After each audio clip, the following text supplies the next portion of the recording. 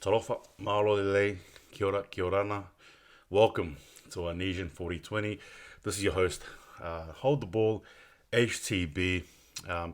This is the first one for the year, so I'm actually pretty excited with this. But don't worry, I'm going to explain to you guys how this works. Again, I'm learning, you're learning, we'll learn together. But I'm looking forward to this and I'm pretty excited. But before we get into it, hit that intro.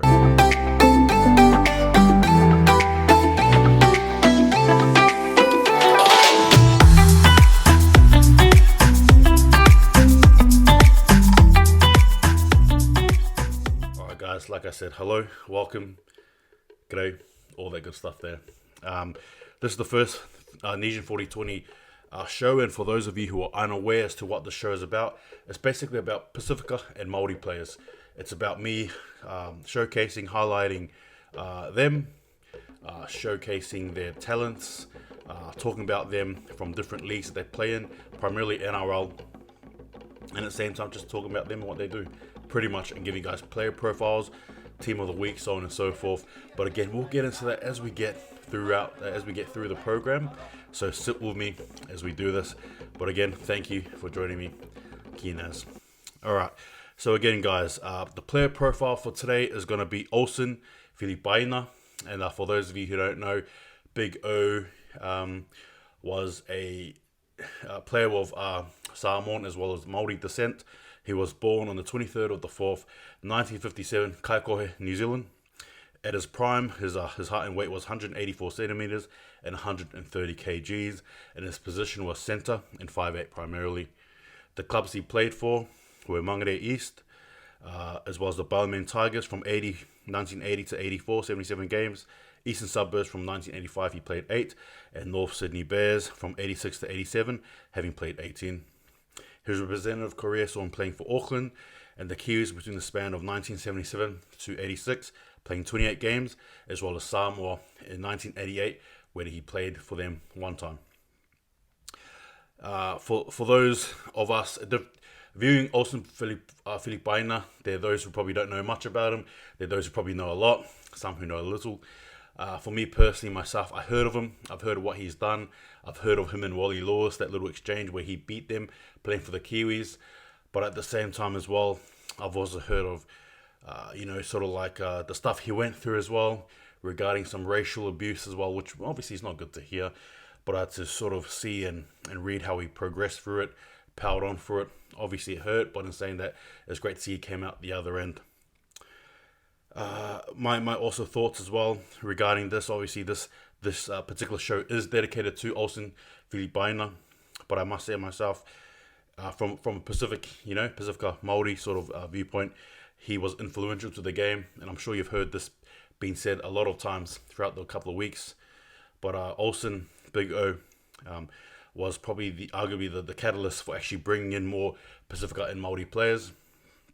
Particularly those who are sort of looking of a different sport. Obviously, rugby union has been the big one, but in saying that, to come into rugby league, he basically influenced and a huge surge, right, from the 80s, 90s, so on and so forth, to what you see right now.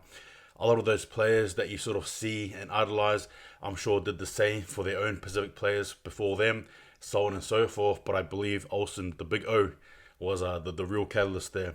And obviously, throughout that tenure, as it sort of passed, you have players now who play and are also influenced by, as I said, play previously. But then you got people like myself as well, right, who are influenced by the players they see, who are influenced by the players that they watch, so on and so forth. And like I said, it all sort of roots to Big O. Unfortunately, though, the 10th of February 2022, Olsen Filipaina passed away due to some issues.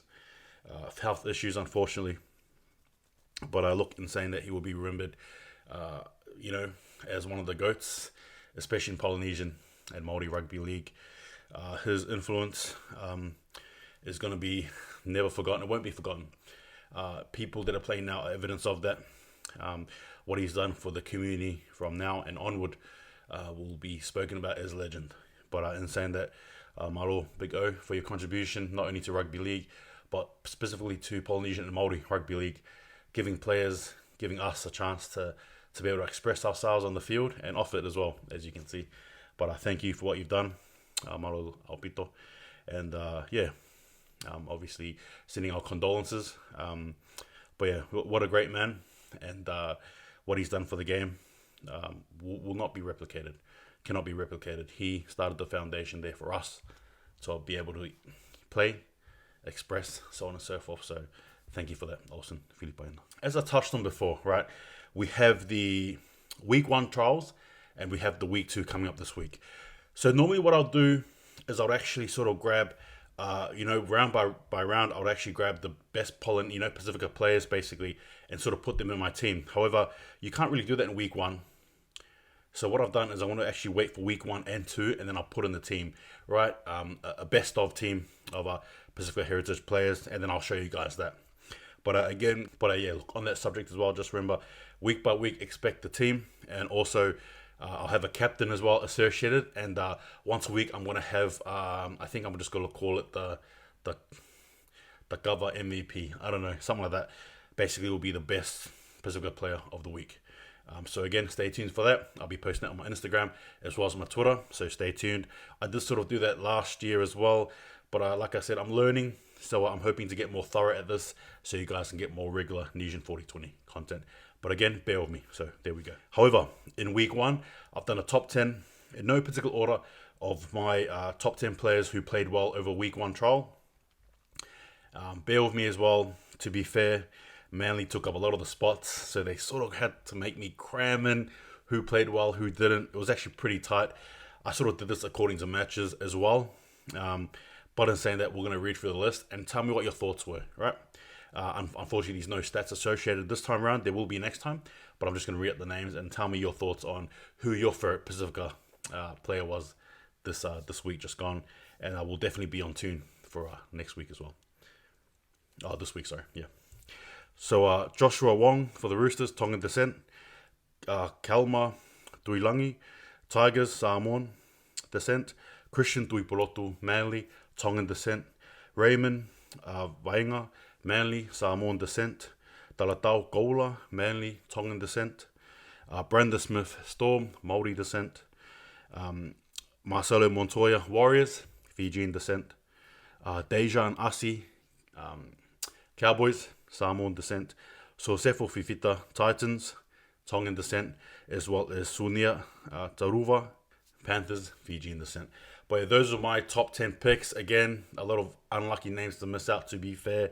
There's a whole heap of them. You could even look at Amone as one example. I thought he played a brilliant game. Alamoti as well for the Bulldogs. It was a really tight one, but that's what happens when you pick the top 10. Unfortunately, got to leave a lot of people out there, but those are my thoughts. Again, feel free to tell me. But it's like I said, get ready for next week. I want to have the best players from week 1 and week 2 trials, put them in a team from 1 to 13, announce the captain, and give you your Gova MVP of the week. Alright, so we're coming into this bit here. It's called the Nesian 4020 News, where I give you news in the rugby league from Pasifika viewpoint. So first one is Fuimano. Unfortunately ends Hayes Dunster's season.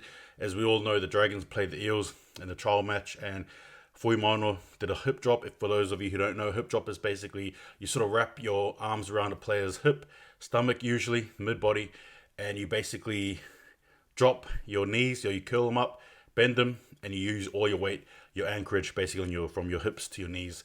I think it's probably the best way to describe it, to drop down.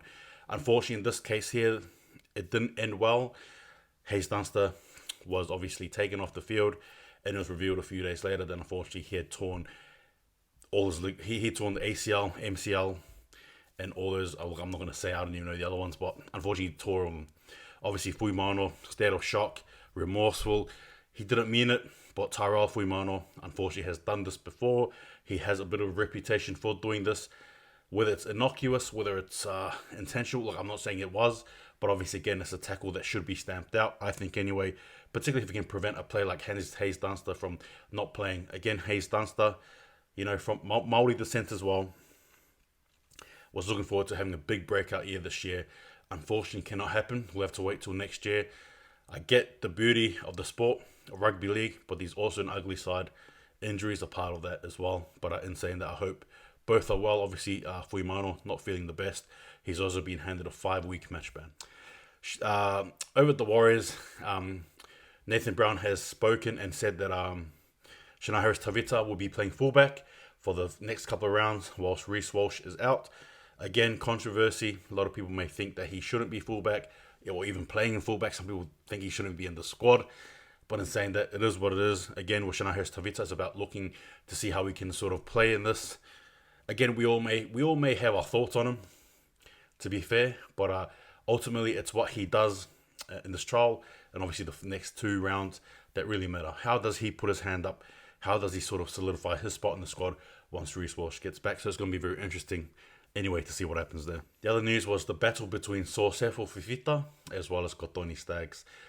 Titans and Broncos smashed up. Great game, great violence, great contact, just a great footy night basically. But we got to see a little bit of Sosefo Fifita take on Kotoni Stags. Obviously both players are Tongan heritage, but it was just great to see Fifita sort of try to put his hand up. Obviously you're a rookie, you're going in the liners then, and you just want to show your coach that you can back it up. He did well. He made some tackles. Kotoni Stags though is all class. Arguably the best, if not one of the best centers in the game going.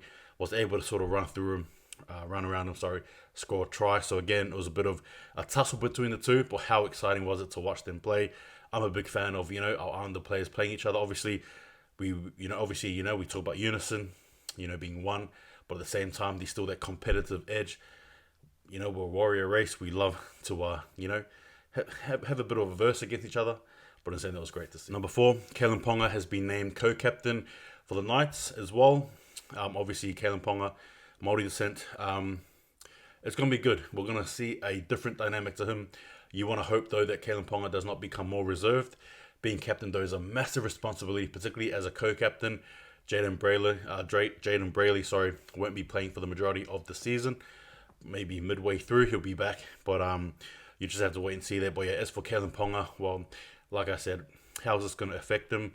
Will he utilize this? Will this bring him down? It's all yet to be seen. But the Knights are obviously trying to, I think, play their way into getting him to stay with the team. Is it a good tactic? Yes, it is. Bums on seats, absolutely. Who doesn't like watching the Knights because of Kalen Ponga? I do. So, good on 2 members of the PNG Hunters will spend 1 week training with North Queensland Young Gun, with the North Queensland Young Gun side, and will also complete against the Mackay Cutters. They are Sherwin Tanabe as well as Anthony Warrott. So again, PNG Hunters players, congrats on them. It's going to be a great experience, and all the best as you guys take on the Mackay Cutters. It's going to be good, and it's good for PNG Rugby League, so awesome stuff. Number 6, how Fa'asoa Maliawi can use his captaincy to his advantage. As we all know, unless you don't, Tino Fa'asoa Maliawi has been named the captain of the Titans for this year, and I think for a while. Obviously, he is one of their main catalysts, and if you haven't watched my League Checkmate video, please do so. But Fa'asoa Maliawi brings with him a very unique dynamic. He's a tall, aggressive, tough, in-your-face type lock who can play a multitude of positions.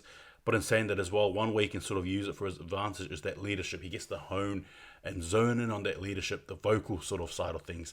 And for those of you who don't know, Pasifika people generally aren't too good or well known for having a bit of a yarn, a bit of a chat. But in saying that, he gets to practice that. Obviously as well, you have to see the likes of Roger Tuivasa-Sheck as well when he was captain, Jason Taumalolo, the way it's approached, even Jesse Bromwich as well. But the way that they approach captaincy is all different there. But in saying that, it's going to be interesting to see how he goes. But I'm looking forward to seeing how Tino does go, though. Ultimately as a player, but as a leader as well. He's going to be leading players that are older than him, younger than him, same age as him. So again, it's all those twists and turns that sort of add up to being a captain. How does he sort of go about being a good player in the system? The Gold Coast Titans, I think, in my opinion anyway, have a lot to look forward to. I think a lot of things are going to be happening to him, which is good. But I'm saying that only Tino himself can be the director of that. But I think he can use it in a good way. Not only hone his physical attributes in the game, skills and all, but also his vocal side of things, which I think is going to be particularly important. And it's going to be guys, that concludes the first ever Nesian 4020 show for this year. Stay tuned. There'll be more happening weekly, once a week at least.